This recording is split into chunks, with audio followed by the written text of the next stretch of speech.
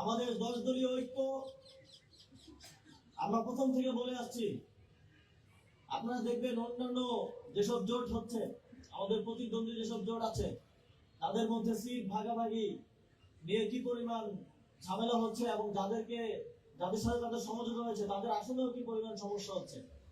আমরা প্রথম থেকে বলে আসছি আমাদের এই ঐক্য কিছু প্রিন্সিপালের ভিত্তিতে আমরা এই ঐক্য গঠন করেছি। আমরা কোনো সিট ভাগাভাগি কিংবা ক্ষমতার ভাগাভাগির আলোচনার মধ্যে দিয়ে ঐক্য গঠন করিনি। আমরা এই ঐক্য গঠন করেছি বাংলাদেশকে মুক্তি দেওয়ার জন্য। আমরা এই ঐক্য গঠন করেছি জুলাই গণঅভ্যুত্থানের মধ্য দিয়ে যে সংস্কারের কমিটমেন্ট দেশবাসীকে আমরা দিয়েছি সেটা বাস্তবায়ন করার জন্য। এই ঐক্য, এই জোট বিজয়ী হলে